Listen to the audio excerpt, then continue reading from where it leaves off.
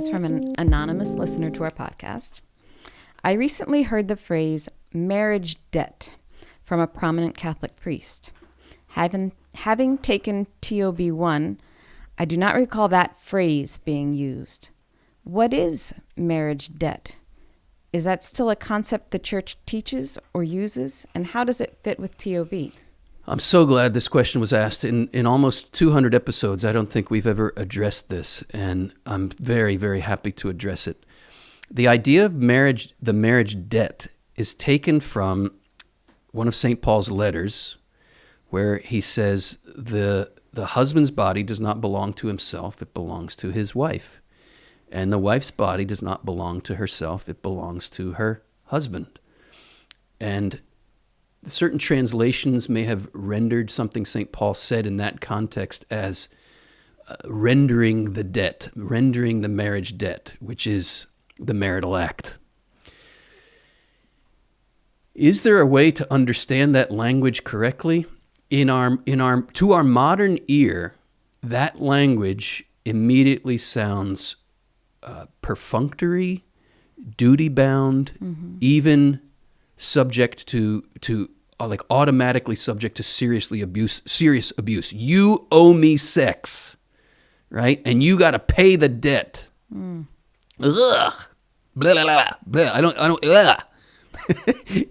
If we're in that zone in thinking about the language of the marriage debt, if we're in that zone, if we're attaching that meaning to it, if we're coming from that approach, it is not an exaggeration to say John Paul II and his whole vision is diametrically opposed to that understanding of the marriage debt, that you owe me something and you better pay up and I want it tonight.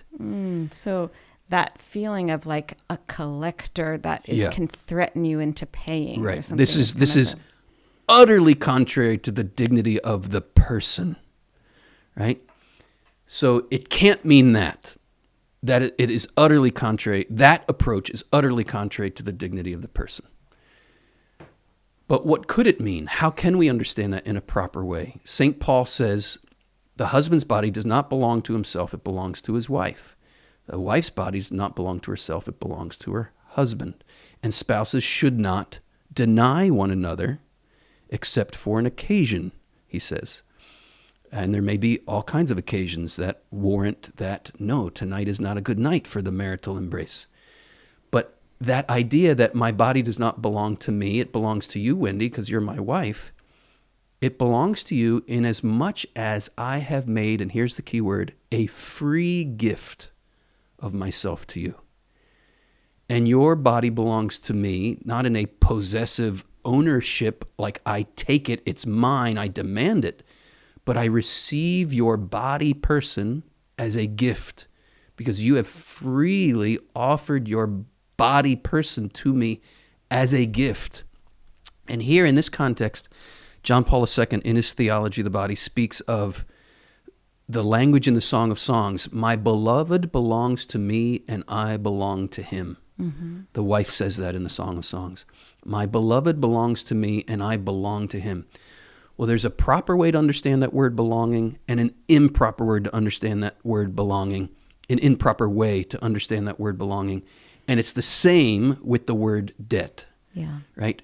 I belong to you, Wendy, because I have freely given myself to you in imitation of Christ. St. Paul says, husbands, love your wives as Christ loved the church. How did Christ love the church? He said, this is my body given for you. Given freely. They do not take my life from me. I lay it down freely. I freely place my life in your hands. That's the marriage commitment. To freely say, I give my body up for you. And the freedom of the gift, this is an expression of John Paul II's, the freedom of the gift must always be respected, not just on the wedding day. Well, you said on the wedding day that you gave yourself to me, and so I'm taking it now. No. Throughout every day, every hour, every moment of married life, through the whole span of years that you remain married, you must respect the freedom of the gift. You cannot demand the other make the gift. You must respect the freedom of the gift. And John Paul talks about this also in his reflection on the Song of Songs. The expression, you are a garden enclosed, my sister, my bride. A garden enclosed, a fountain sealed. John Paul has a beautiful reflection on that when he says that the bridegroom recognizing his bride as a garden enclosed means he recognizes her as master of her own mystery. The bridegroom in the Song of Songs longs, and you can feel his longing. He longs to enter the garden, the inner mystery of his wife, to plant his seed in the garden. That metaphor is very revealing when you enter into the imagery of it. He knocks on the garden gate. He says, open to me, my love, my dove, my perfect one, for my head is wet with dew. Open to me, open to me. He's presenting his longing to her. But he stands at the gate of the garden and knocks, right? Just like Christ the bridegroom. He stands at the door of our hearts and he knocks. He will never barge in.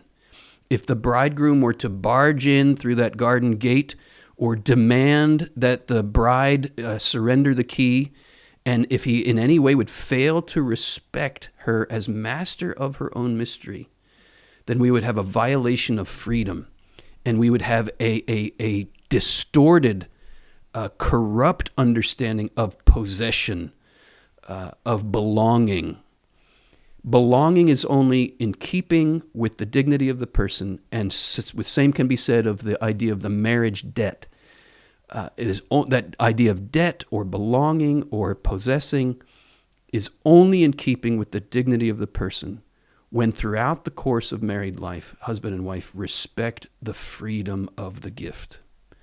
That's how John Paul II would put it. I think it's important also to remember that that kind of tender consideration for one another is available to everyone. Amen. You don't need a certain level of education Amen. or a certain type of life experience.